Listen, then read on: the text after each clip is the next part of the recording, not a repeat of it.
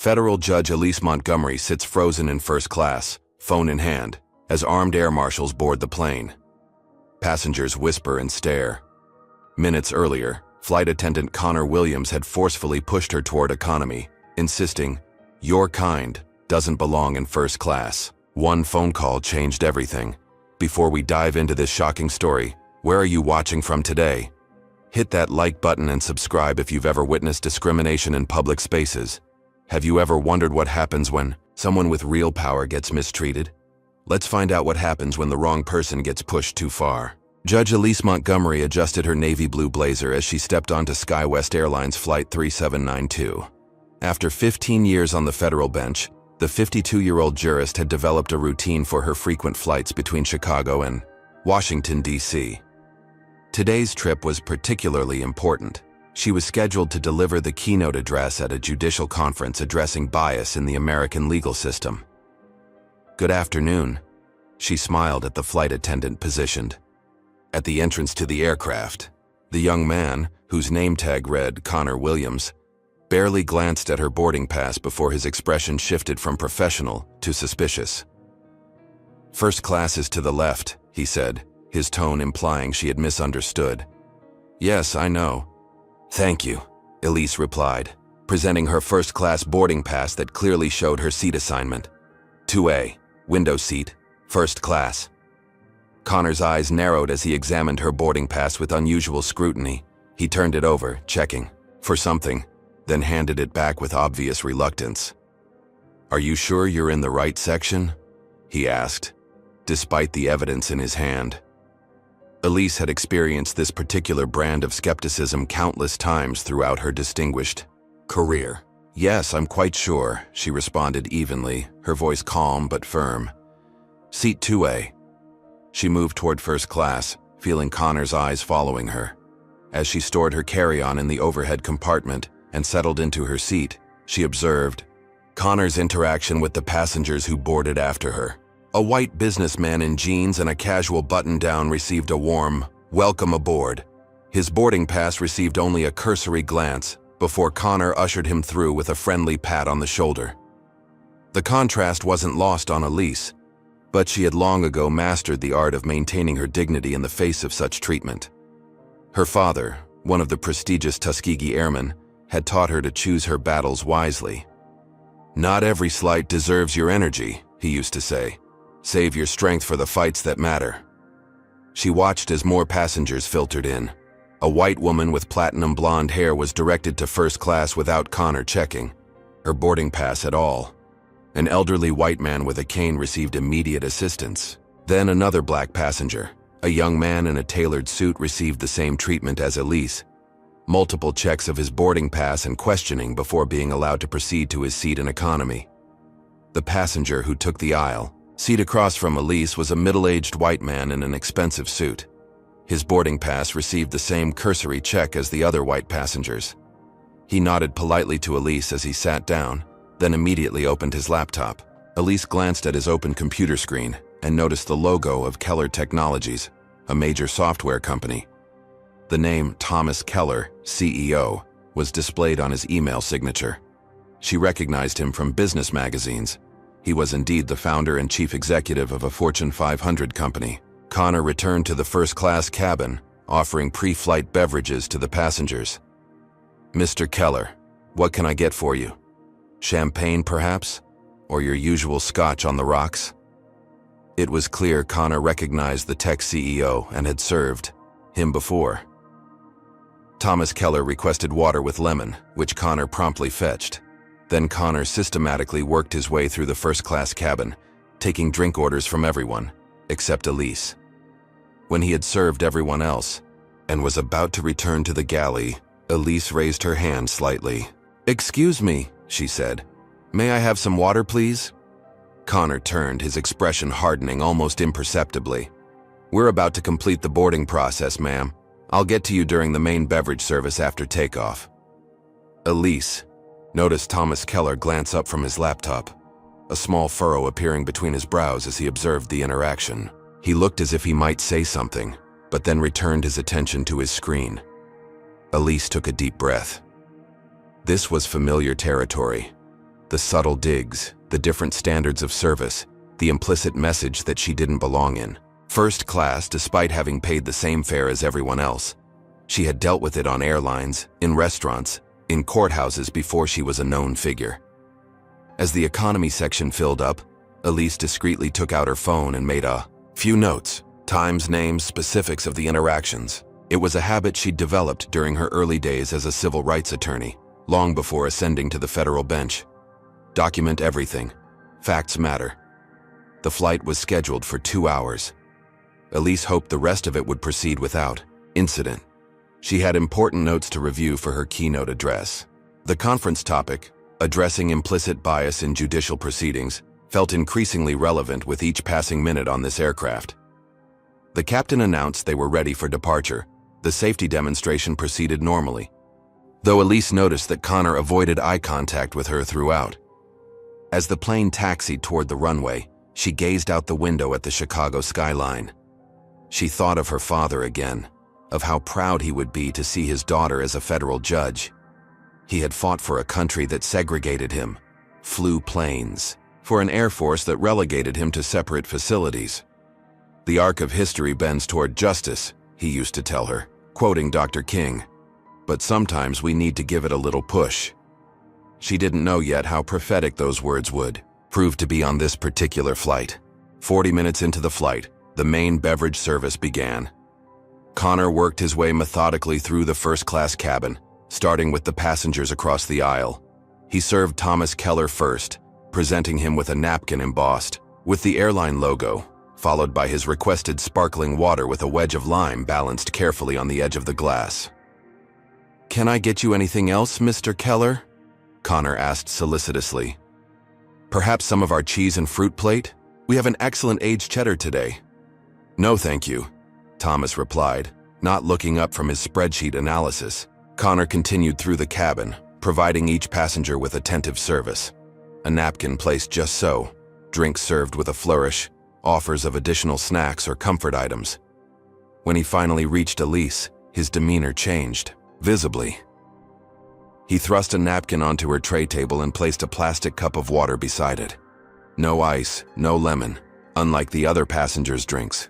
"Anything else?" he asked curtly, already turning away. "May I have some ice, please?" Elise asked. Connor's jaw tightened. "We're running low on ice. I need to save it for the rest of the service." Elise glanced around at the other passengers. Drinks, all generously filled with ice. Rather than challenge the obvious falsehood, she simply said, "I see. Thank you anyway." As Connor moved away, Elise noticed Thomas Keller watching the interaction with increasing discomfort. He met her eyes briefly, and she saw recognition there. Not of her as Judge Montgomery, but recognition of what was happening. Yet he remained, silent, returning to his work. Elise sipped her tepid water and returned to reviewing her notes for the conference. The keynote she was preparing to deliver included several anecdotes about how implicit bias manifests in everyday interactions, how differential treatment often occurs in subtle ways that leave the recipient questioning whether bias is actually at play. The irony wasn't lost on her. An hour into the flight, Elise needed to use the restroom. She noticed the light indicating the first-class lavatory was unoccupied. She unbuckled her seatbelt and made her way forward. As she approached the lavatory, Connor stepped into her path. "Excuse me," he said loudly enough for the surrounding passengers to hear. "The first-class lavatory is reserved for first class, passengers only." Elise maintained her composure. "I am a first-class passenger, seat 2A. Connor's expression didn't change. "I'm going to need to see your boarding pass again." "My boarding pass is at my seat," Elise replied calmly. "But as you can see, I was seated in the first-class cabin, seat 2A, by the window." "Ma'am, I can't let you use this facility without verifying your ticket. There are lavatories available in the economy section." His voice carried an edge of authority that was clearly meant to intimidate. Several first-class passengers looked up, watching the interaction. Thomas Keller had stopped typing. "I am a first-class passenger," Elise repeated firmly. "And I would like to use the first-class lavatory that I paid for access to." Connor stepped closer, invading her personal space. "Look, I don't want any trouble. The economy lavatories are that way. He gestured toward the back of the plane. There is no trouble, Elise said, her voice steady despite the growing tension. I simply need to use the restroom that I am entitled to use as a first-class passenger. What happened next stunned everyone who witnessed it. Connor placed his hands on Elise's shoulders and physically turned her around, pushing her toward the economy section. Your kind needs to use the facilities back there, he said, his voice low but audible to those nearby. A collective gasp rose from several passengers. Thomas Keller half rose from his seat, his face registering shock. Elise froze, feeling the physical contact like a jolt of electricity. In her 15 years on the federal bench, in her entire legal career, no one had dared to put their hands on her person. The shock of it, the violation and public humiliation, momentarily rendered her speechless. Connor seemed to realize he had crossed a line. He removed his hands immediately, but the damage was done. Did you just put your hands on me? Elise asked, her voice quieter now but with an edge of steel. Ma'am, I was simply directing you to the appropriate facilities, Connor replied, defensive now. If you continue to be disruptive, I'll need to report this to the captain. Elise looked him directly in the eyes. I am not being disruptive. You have just physically assaulted a passenger. That is both a violation of airline policy and potentially a criminal offense. I did not assault you, Connor scoffed. I was doing my job. Rather than escalate the confrontation further, Elise turned and walked back to her seat. She didn't look left or right, didn't acknowledge the stares of the other passengers. She maintained the dignity that had carried her through Harvard Law School as one of only 7 black women in her class, through her years as a litigator facing hostile judges, through her confirmation hearings for the federal bench where senators questioned whether she could be impartial, given her race and gender. Once seated, she took out her phone and disabled airplane mode. While this violated airline policy, at this moment, she had a more pressing concern. She scrolled through her contacts and placed a call. Robert, it's Elise Montgomery, I need your help. Thomas Keller watched the confrontation unfold with mounting discomfort. When Connor actually pushed Judge Montgomery, something snapped in the tech CEO's usually cautious demeanor. He'd witnessed subtle discrimination many times in his 20-year career but had rarely intervened, telling himself it wasn't his place or that he might be misinterpreting situations. This time, there was no ambiguity. He closed his laptop with a decisive click and stood up.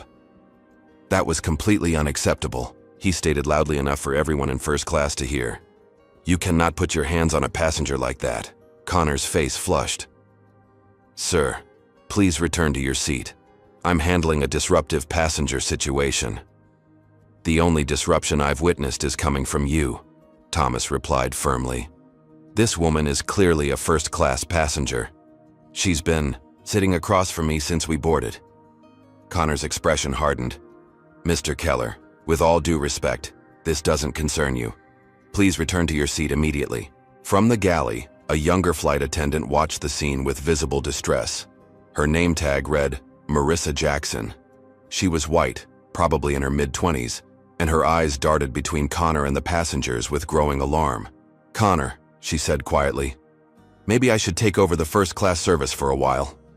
Stay out of this, Marissa, Connor snapped. Go check on the passengers in economy. Marissa hesitated, clearly torn between following her colleague's direction and addressing what she recognized as a problematic situation. With obvious reluctance, she moved toward the economy section.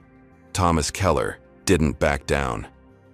I'm going to speak with the captain about this incident when we land, and I expect the airline will want to review the security footage. He gestured toward the ceiling where a small camera was mounted near the cockpit door.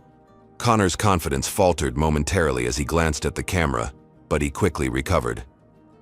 The cameras are for security purposes only, not for monitoring crew performance. Now please return to your seat before I report you as well. Thomas sat down, but the determined look on his face suggested this matter was far from over. He pulled out his phone and began typing rapidly, presumably documenting what he'd witnessed. Meanwhile, a distinguished-looking black woman in her 40s made her way from economy toward the first-class section. She moved with confidence, nodding politely to Marissa, who had just begun serving drinks in economy. The woman approached the first-class lavatory, which was now unoccupied. Connor immediately moved to intercept her. "Excuse me, ma'am. The first-class facilities are for first-class passengers only." The woman smiled pleasantly. "I understand. Flight attendant Marissa said I could use this one since there's a line for both lavatories in economy. I won't be but a moment." Connor glanced back toward economy, where Marissa was busy with the beverage cart, unable to verify this claim. Before he could object further, Thomas Keller spoke up again.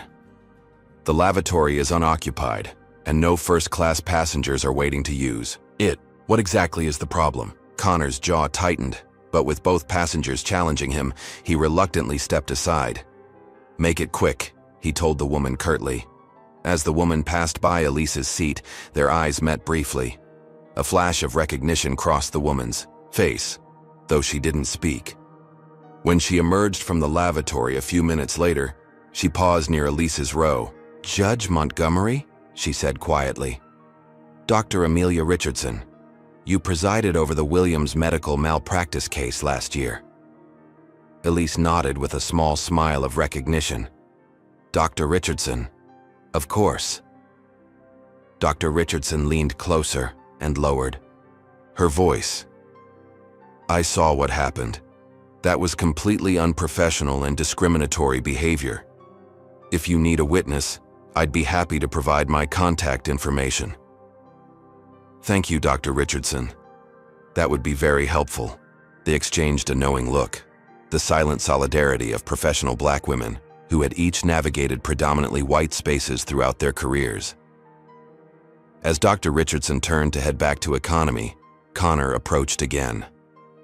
"Ma'am, please return to your assigned section." "Of course," Dr. Richardson replied with a pleasant smile that didn't reach her eyes. "Thank you for your assistance."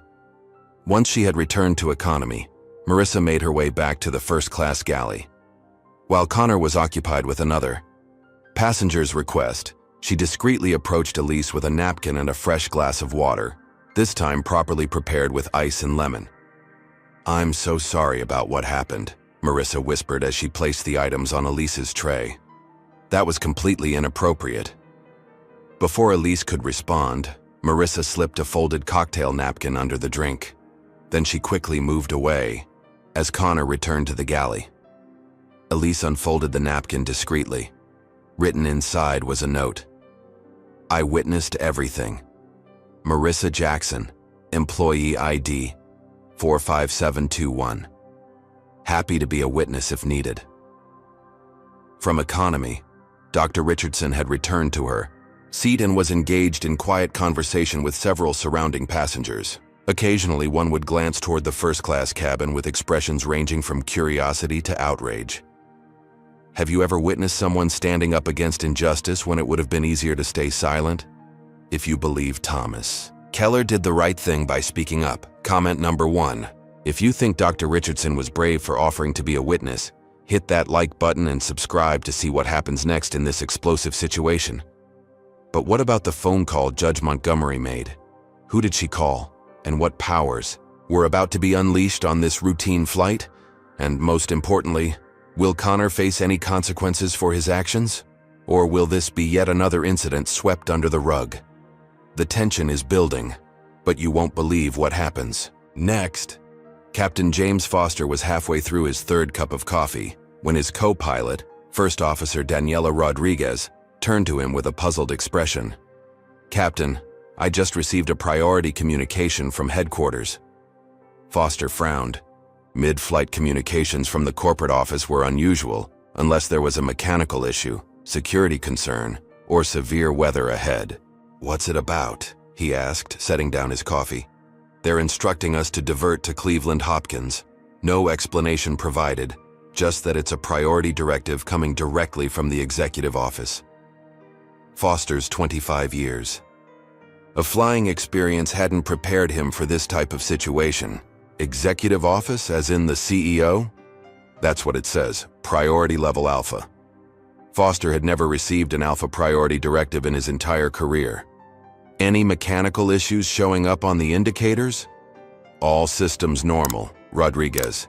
Confirmed. Weather looks clear all the way to DC. Foster rubbed his chin thoughtfully. Any unusual activity in the cabin that security might be concerned about? Nothing reported by the cabin crew. Foster keyed his radio to communicate with air traffic control, requesting clearance for the unscheduled diversion. Within minutes, they had permission to alter course for Cleveland. Meanwhile, in the main cabin, Connor Williams was becoming increasingly agitated. The senior flight attendant, Victoria Weber, had pulled him aside for a whispered conversation after she noticed the tension in first class. "What's going on up here?" Victoria asked. With 28 years of experience, the 55-year-old flight attendant had seen it all and prided herself on maintaining control of her cabin. "Just a disruptive passenger situation," Connor replied. "Some economy passenger trying to use the first-class lavatory, making a scene when I redirected her." Victoria glanced at Elise, who was calmly reviewing documents. "She's in first class now." "She must have moved seats when I wasn't looking," Connor said quickly. "I'll check her boarding pass again." Victoria nodded. "Make sure you follow protocol. Document everything." As Victoria moved away, the captain's voice came over the intercom. "Ladies and gentlemen, this is Captain Foster speaking. Due to an unexpected situation, we will be making an unscheduled landing at Cleveland Hopkins International Airport. Please return to your seats and fasten your seatbelts as we begin our descent. Flight attendants, prepare the cabin for landing." A murmur of confusion and concern spread through the aircraft. They were only an hour into what should have been a 2-hour flight, and Cleveland was not on their route.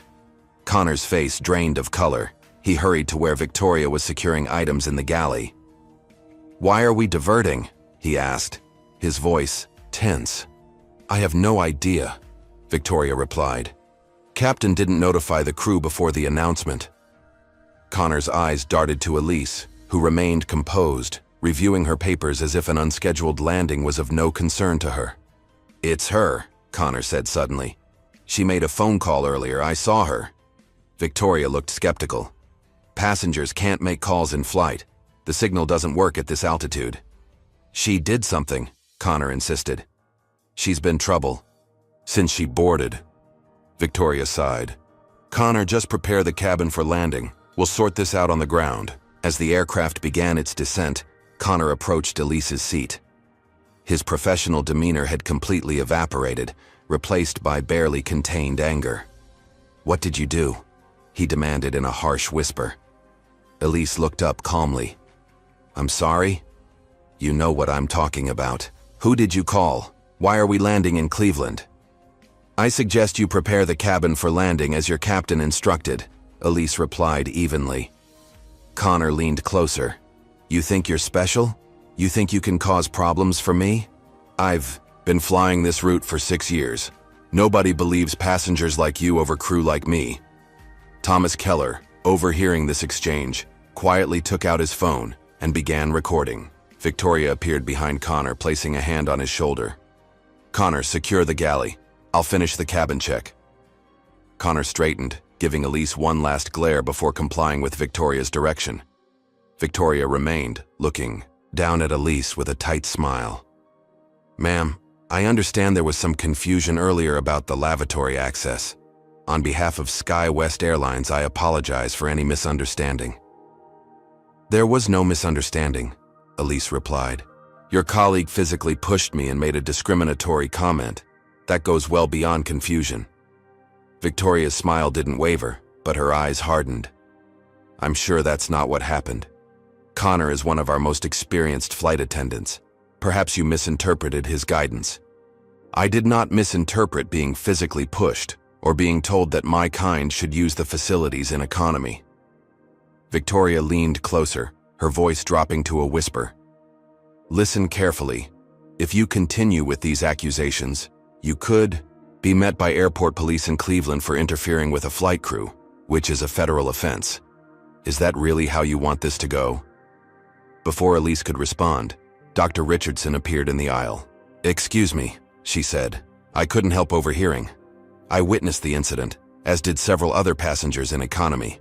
Your flight attendant did indeed put his hands on this woman and make discriminatory comments." Victoria straightened, her expression cooling. Ma'am, please return to your seat immediately. We're preparing for landing. I'm going, but you should know that multiple passengers are documenting this situation.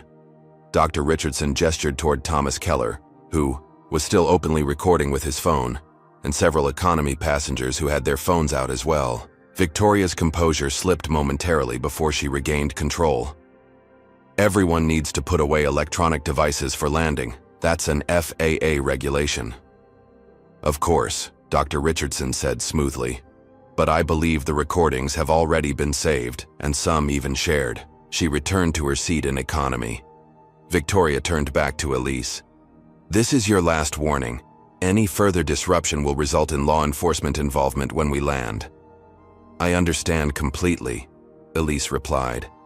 Then she added quietly, and I hope you understand that physically assaulting a federal judge in the performance of her duties carrying out Justice Department business is a federal offense with mandatory minimum sentencing guidelines.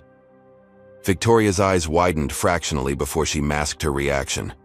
Without another word, she moved away to continue preparing the cabin for landing. As the plane descended toward Cleveland, Marissa found herself cornered in the rear galley by Victoria. What exactly did you witness in first class? Victoria demanded. Marissa shifted uncomfortably. I was serving economy when most of it happened.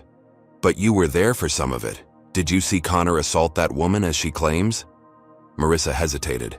Fresh out of training, with student loans to repay and a promising career ahead of her, she faced an impossible choice.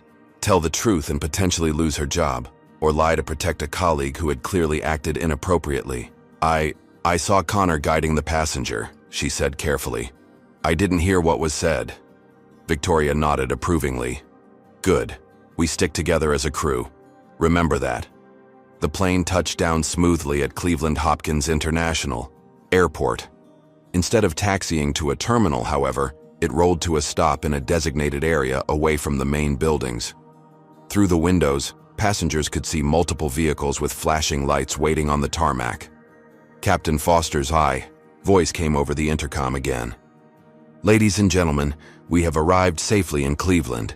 Please remain seated with your seatbelts fastened. We've been instructed to keep everyone on board until further notice. Thank you for your patience and cooperation.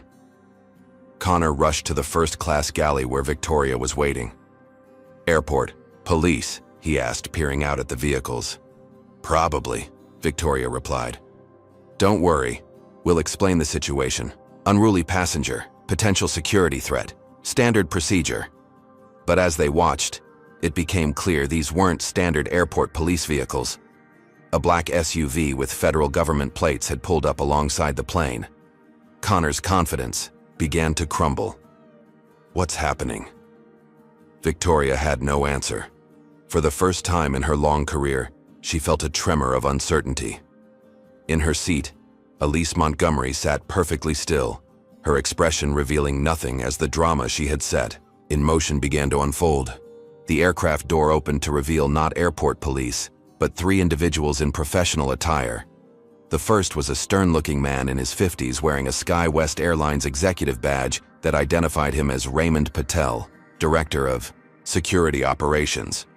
Behind him stood a woman in her 40s, her Federal Aviation Administration credentials prominently displayed. Diana Mitchell, Regional Compliance Officer. The third was a tall black man whose FBI badge identified him as Special Agent Marcus Jones. The captain met them at the door, clearly confused by the high-level response team boarding his aircraft. Captain Foster, Raymond Patel said briskly.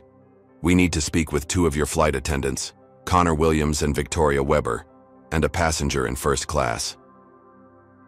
Victoria stepped forward, the consummate professional despite her growing concern. I'm Victoria Weber, lead flight attendant. How can I assist you? We've received a serious complaint about an incident aboard this aircraft, Patel explained, his expression grave. For now, we need all passengers to remain seated. Agent Jones scanned the first-class cabin until his eyes landed on Elise, who met his gaze calmly. He approached her seat and spoke quietly. Judge Montgomery? I'm Agent Marcus Jones, FBI. Elise nodded and presented her federal judicial identification. Thank you for responding so quickly, Agent Jones. Connor, watching this exchange from the galley, felt the blood drain from his face. "Judge?"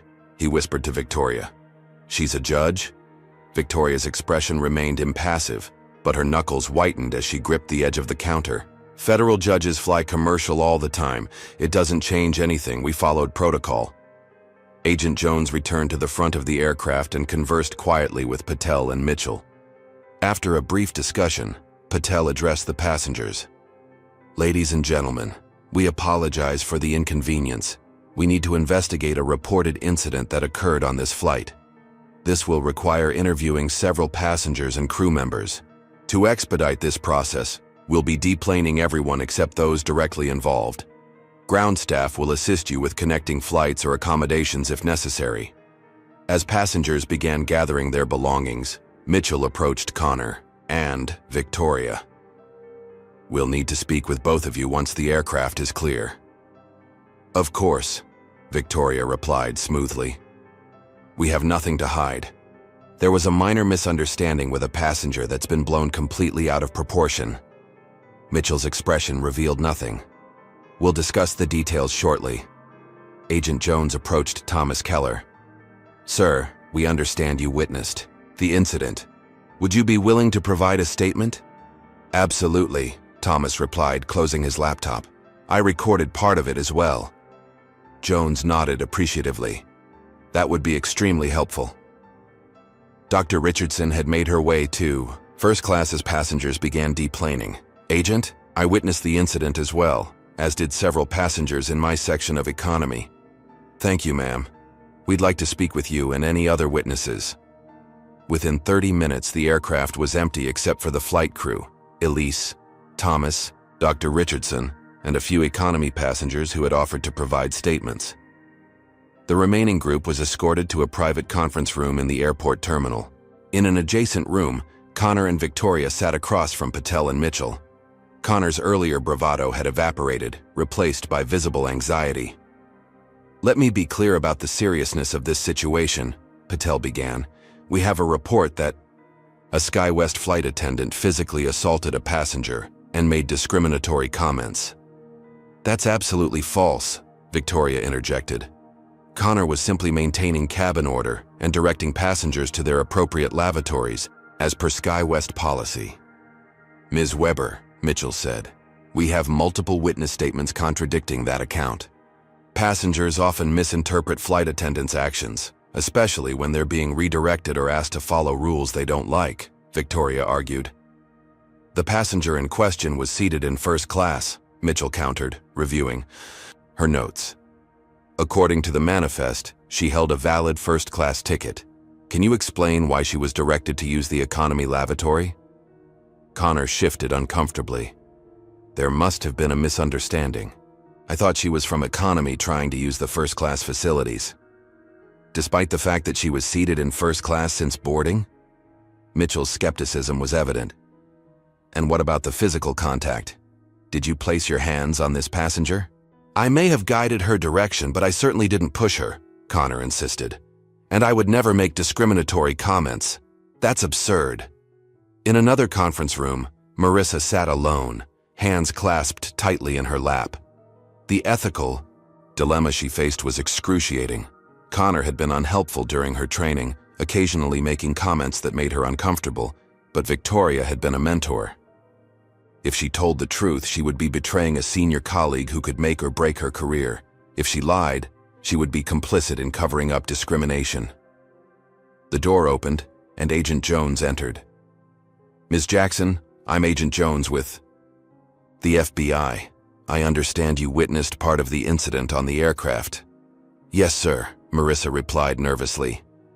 "Please understand that making false statements to a federal officer is a serious offense," Jones said, his tone gentle but firm. "I need you to tell me exactly what you saw and heard." Meanwhile, in the main conference room, Elise Montgomery was providing her account to Diana Mitchell while Raymond Patel listened intently. "After Mr. Williams refused to let me use the first-class lavatory, I attempted to explain that I was, indeed, a first-class passenger. That's when he placed his hands on my shoulders and physically pushed me toward economy, stating, and I quote, 'Your kind needs to use the facilities back there.' And you're certain about that exact phrasing? Mitchell asked. I am. Those words are burned into my memory. Patel's phone buzzed with a message. He scanned it quickly, his expression darkening. Judge Montgomery, I've just been informed that our CEO has received a call from Chief United States District Judge Robert Williams regarding this incident. Was that your call from the aircraft? It was, Elise confirmed. Robert and I have been colleagues for 15 years. When I realized the severity of what had occurred, I felt it necessary to report it immediately to someone who could ensure it received proper attention. I see, Patel said. And you made this call during the flight? I did. After being physically assaulted by your employee, I felt my safety was at risk and that the situation required immediate intervention. The door opened, and a harried-looking woman in her early 40s entered. I'm Stephanie Morris, Regional Director for SkyWest. Judge Montgomery, on behalf of the airline, I want to extend our deepest apologies for any mistreatment you experienced. I appreciate that, Ms. Morris, Elise replied evenly. Though I must point out that until a few minutes ago, your employees were threatening me with arrest for causing disruption. Morris winced visibly. That is completely unacceptable and will be addressed immediately. Thomas Keller cleared his throat. I believe this might be relevant. He placed his phone on the table. I recorded part of the interaction where Mr. Williams approached Judge Montgomery after the captain announced our diversion. His demeanor was hostile and accusatory. Everyone in the room listened as Connor's voice played clearly from the recording. You think you're special? You think you can cause problems for me? I've been flying this route for 6 years. Nobody believes passengers like you over crew like me. Morris closed her eyes briefly, the PR disaster unfolding before her growing worse by the minute. I also have this, Elise said, removing her phone from her purse. When I realized the situation was escalating, I activated my voice recording app. She played the recording, and Connor's voice filled the room. Your kind needs to use the facilities. Back there. Connor and Victoria, being interviewed in the adjacent room, were unaware of these developments. Connor maintained his version of events, becoming increasingly defensive. I never said that, Connor insisted when confronted with the accusation. She's making this up to get special treatment. Are you suggesting a federal judge would fabricate evidence? Mitchell asked incredulously. Victoria intervened. What Connor means is that his words might have been misinterpreted. The cabin is loud, conversations can be misheard. Patel leaned forward. Ms. Weber, I need to ask about some previous incidents. We've been reviewing Mr. Williams's personnel file. There appear to be several passenger complaints about discriminatory treatment that were filed but never escalated beyond your initial review. Can you explain that? Victoria stiffened. Those complaints were thoroughly investigated and found to be without merit. Passengers often claim discrimination when they're simply being asked to follow airline policies.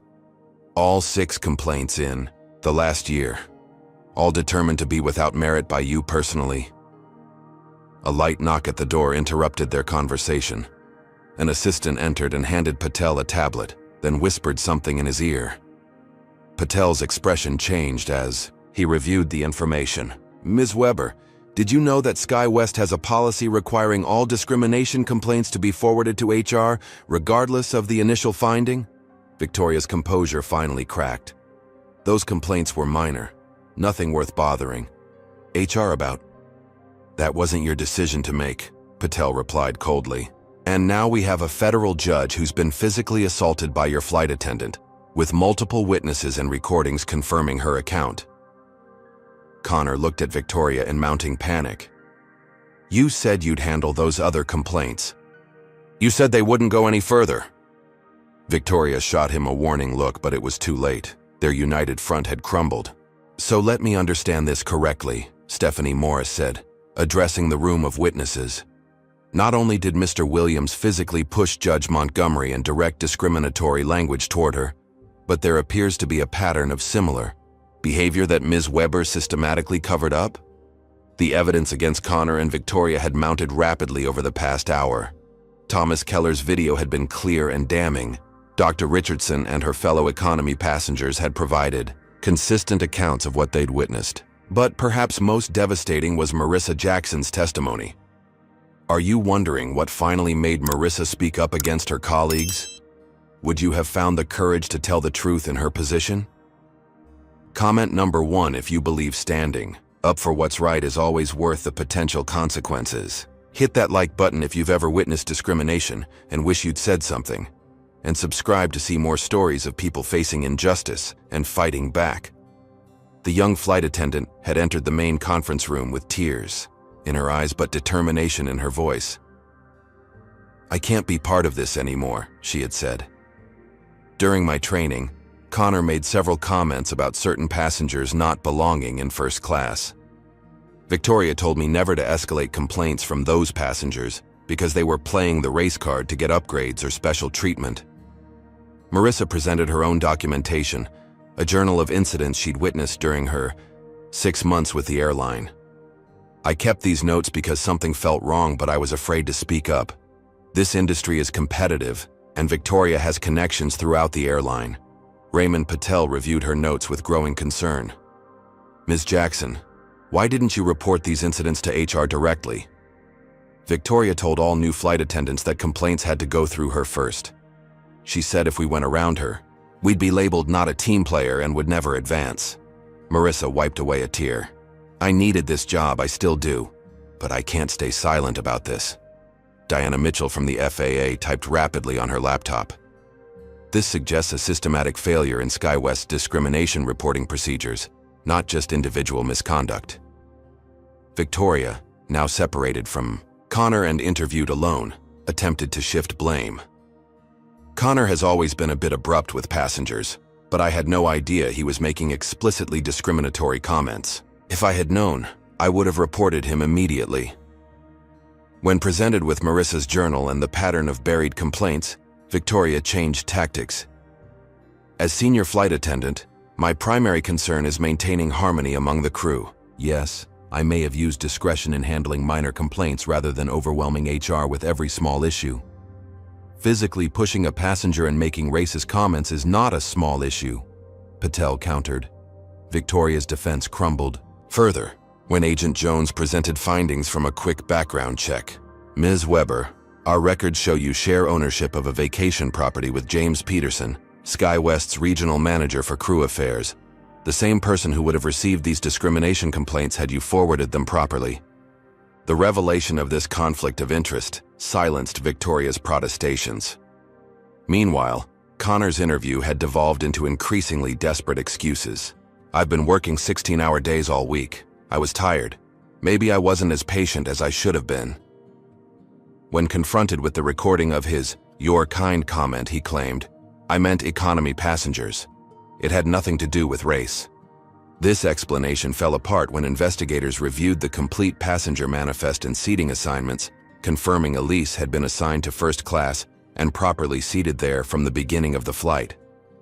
As the testimonies continued, Elise Montgomery remained composed, her legal training evident in her methodical responses and precise recall of events. When asked why she had called Judge Robert Williams specifically, her answer was straightforward. "As the chief judge of our district and the head of the Judicial Conference's Committee on Airline Travel Safety for federal judges, he was the appropriate person to contact. Federal judges frequently travel for court business, and our safety, while performing these duties, is a matter of judicial security, not personal convenience." The mention of judicial security elevated the incident from a customer service failure to a potential federal offense, interfering with a judge in the performance of official duties. Stephanie Morris, growing paler by the minute, finally asked, "Judge Montgomery, what would you like to see happen here?" Before Elise could respond, her phone buzzed with an incoming call. "Excuse me, I need to take this. It's the Chief Justice." The room fell silent as she stepped aside to take the call, the gravity of the situation becoming increasingly apparent to the airline executives. By evening, the story had exploded across social media and news outlets. Despite SkyWest's attempts to handle the situation discreetly, multiple passengers had shared their accounts online before even leaving Cleveland Airport. The trending hashtag, #DeSeWerThrair. Justice at 36,000 feet spread like wildfire, accompanied by Thomas Keller's video clip, which had been uploaded to multiple platforms. His status as a well-known tech CEO lent additional credibility to the story, and his following of over 2 million business professionals ensured the incident reached a massive audience within hours. CNN, MSNBC, and Fox News all ran breaking stories about the incident. Headlines varied from "Federal Judge Physically Assaulted on Commercial Flight" to "SkyWest Airlines Faces Federal Investigation for Discriminatory Practices." SkyWest's stock dropped 5% in after-hours trading as investors reacted to the potential financial and reputational damage. The airline's PR team scrambled to contain the crisis, issuing a carefully worded statement. SkyWest Airlines is aware of an incident involving a passenger on Flight 3792. We take all allegations of discriminatory treatment extremely seriously and are conducting a thorough investigation. The employees involved have been placed on administrative leave pending the outcome of this investigation. SkyWest is committed to providing a safe, respectful environment for all passengers. The statement did little to quell the growing outrage. Social media was flooded with stories from other passengers who claimed to have experienced similar treatment on SkyWest flights. The hashtag, #JohnFlyingWhileBlack, began trending alongside #Justice at 36,000 feet as people shared their own encounters with racial bias in air travel. In a Cleveland hotel suite, SkyWest CEO Theodore Richards convened an emergency meeting with his executive team. "How bad is this?" he demanded. Stephanie Morris, who had been handling the situation on the ground, looked exhausted. "It's worse than bad, Ted. We have irrefutable evidence of discrimination by our staff, a systematic cover-up by a senior flight attendant, and the victim is not only a federal judge, but one who specializes in civil rights cases." "What's Judge Montgomery asking for?" Richards asked. "That's the strange part," Morris replied. "She hasn't made any specific demands yet. Our legal team offered a private settlement, first-class travel for life, a substantial cash payment, formal apology, but she declined. She said this isn't about her personal experience but about addressing a systemic problem." Richards rubbed his temples. "The board is in panic mode. We're facing potential class action lawsuits, federal civil rights investigations, and God knows what else. We need to get ahead of this. The media is requesting statements from you personally," the communications director added.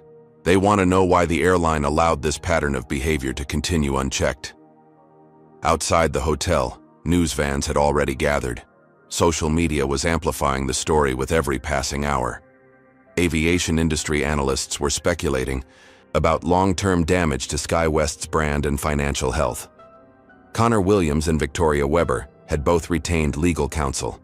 Their attorney, Jeffrey Simmons, was known for defending high-profile discrimination cases, often by attacking the credibility of those claiming bias. His statement to the press suggested this approach. "My clients categorically deny any discriminatory intent. This situation has been greatly exaggerated and taken out of context for what appears to be personal gain." This statement backfired dramatically when a Supreme Court justice, who had mentored Elise early in her career, called into a cable news program to voice support. "Judge Montgomery is one of the most principled jurists I know. The suggestion that she would fabricate or exaggerate such an incident for personal gain is not only false but defamatory. Early in my own career, I experienced similar treatment while traveling for court business. Many of us have simply endured it quietly.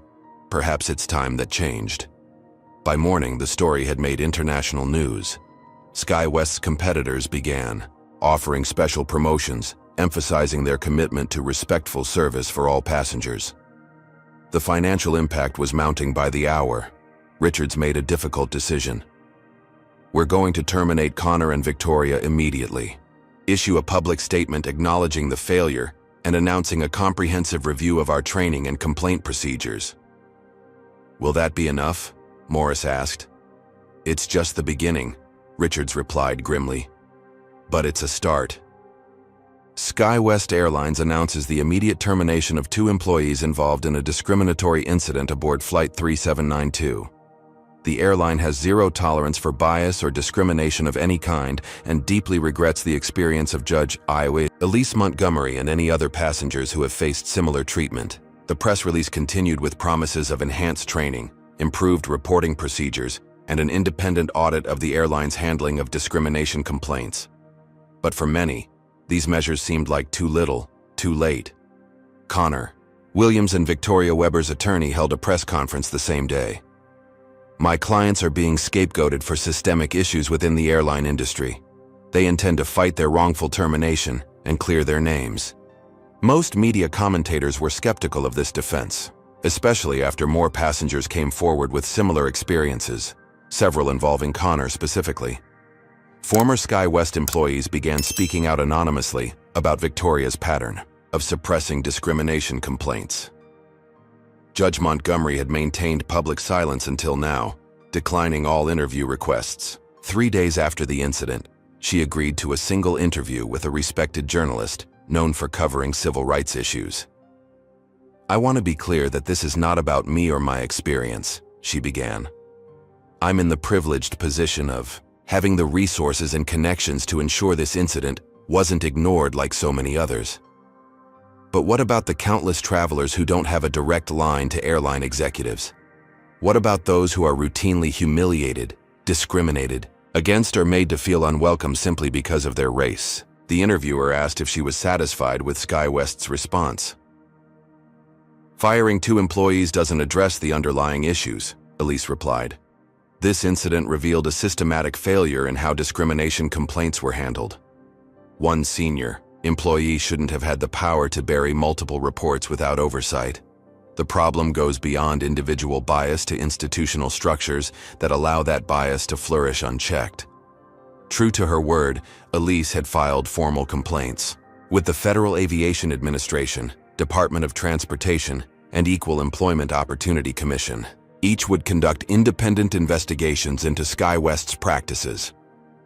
Thomas Keller announced that Keller Technologies' corporate travel policy would exclude SkyWest until the airline demonstrated meaningful reform. "As a company committed to diversity and inclusion, we cannot in good conscience continue to do business with an organization that has allowed discriminatory practices to go unchallenged." Several other major corporations followed suit. Dr. Richardson leveraged her connections in the medical community to organize a similar boycott among professional medical associations, which frequently booked group travel for conferences. "Until SkyWest can prove it treats all passengers with equal dignity and respect, we will take our considerable business elsewhere." These actions hit SkyWest where it hurt most, its bottom line. The airline primarily serviced business travelers, and corporate accounts represented a significant portion of its revenue. As more organizations joined the boycott, the financial pressure mounted. Marissa Jackson, who had risked her career to testify truthfully, faced an uncertain future. Her honesty had burned bridges with former colleagues, many of whom viewed her as a traitor. However, when Judge Montgomery learned of her situation, she unexpectedly reached out. "Ms. Jackson, your courage in coming forward was instrumental in exposing a serious injustice," Elise told her during a private meeting. "As it happens, the Department of Transportation has a whistleblower protection program for aviation employees who report safety or civil rights violations. I'd like to connect you with someone who can help ensure your career doesn't suffer, because you chose to do the right thing." Meanwhile, SkyWest scrambled to implement changes. They announced a new anti-bias training program for all customer-facing staff, revamped their complaint reporting system to prevent single-point suppression, and established an independent oversight committee to review discrimination allegations. Industry analysts remained skeptical. These changes appear designed more to manage public perception than to address deep-seated cultural issues within the organization, noted one aviation consultant.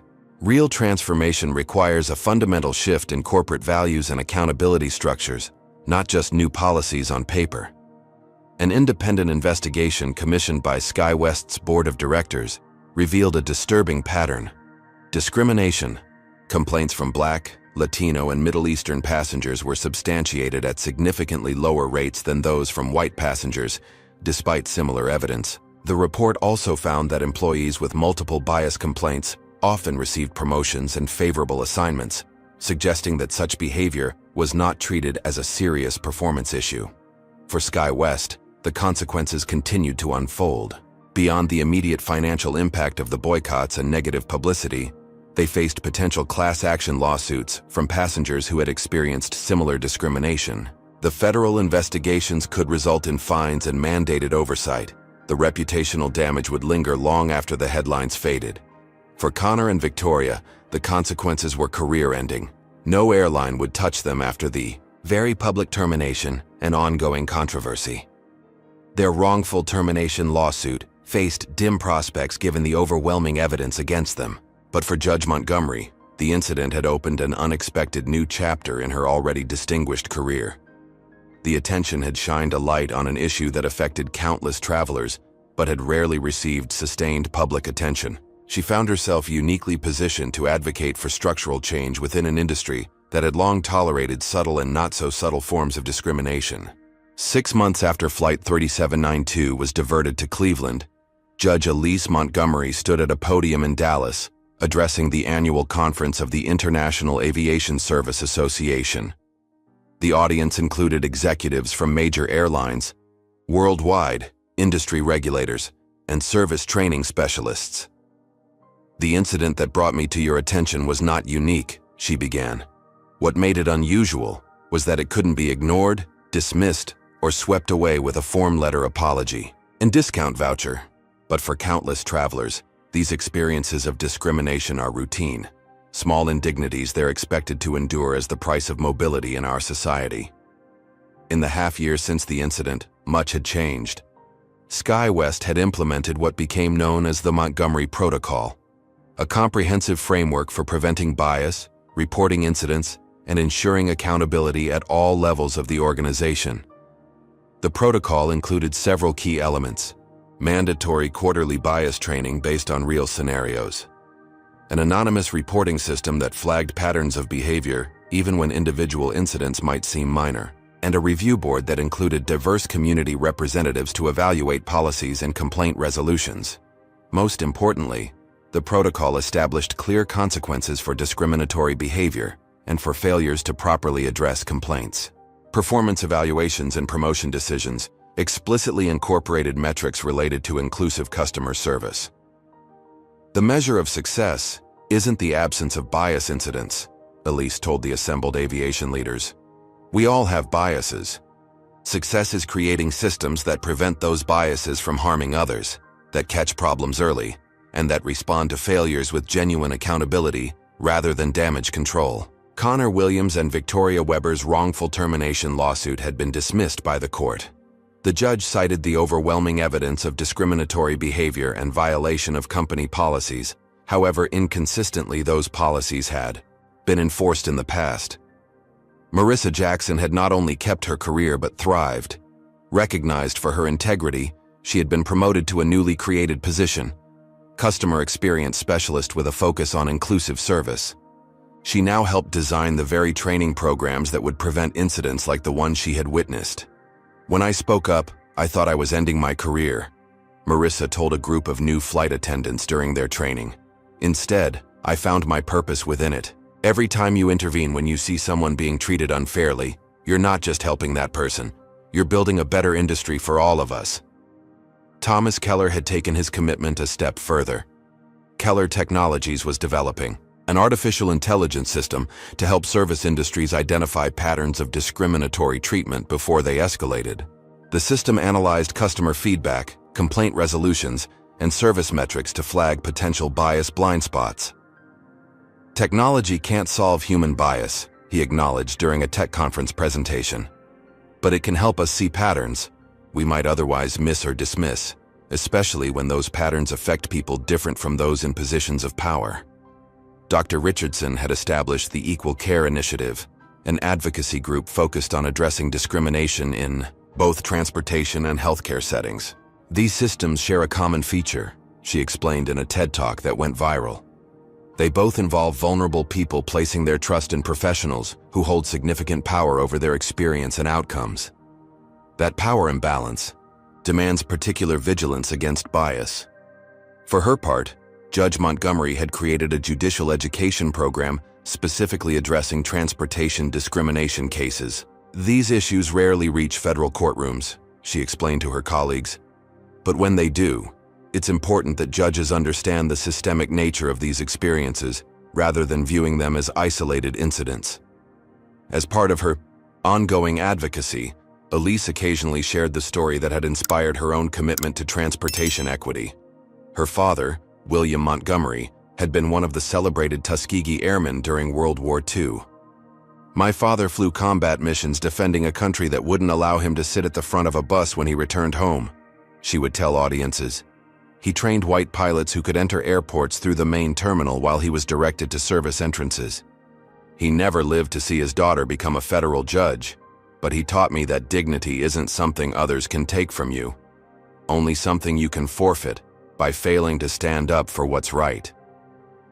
On the anniversary of the SkyWest incident, Elise boarded another flight for a judicial conference. As she settled into her first-class seat, the lead flight attendant approached with a warm smile of recognition. "Judge Montgomery, I'm honored to serve you today. I just completed your training program last month." The young man, who happened to be Latino, continued. "Thank you for making the skies more just for everyone, passengers and crew alike." Elise smiled, thinking of her father's words that had guided her throughout her life and career. Change doesn't come from enduring injustice quietly, but from ensuring no one else has to face it again. This story shows us that real change often requires people with power to use their privilege to challenge systemic discrimination. Judge Montgomery could have simply endured the mistreatment like countless others before her, but she chose to take action that would create lasting impact. The ripple effects of standing up against racism extend far beyond individual incidents, potentially transforming entire institutions. We also see how silence and inaction perpetuate discrimination. Victoria's suppression of complaints and Thomas Keller's initial hesitation to speak up allowed harmful behavior to continue unchecked. By contrast, Marissa's courage to tell the truth despite personal risk demonstrates how one person's integrity can help dismantle discriminatory systems. Perhaps most importantly, the story reminds us that addressing racism requires more than just punishing individual offenders. True transformation comes from examining and reforming the structures that allow bias to flourish, creating accountability systems, amplifying marginalized voices, and establishing clear consequences for discriminatory behavior at every level. Have you ever witnessed discrimination and wondered what you should do? Would you have spoken up like Marissa, or stayed silent to protect your career? Comment below with your thoughts on what responsibility we all share in confronting racism when we see it. If this story resonated with you, please hit that like button and subscribe for more powerful stories about justice and accountability. Share this video with someone who needs to understand the importance of speaking up against discrimination, because change only happens when brave people refuse to accept the status quo. Thank you for listening, and remember, your voice matters in the fight for equality.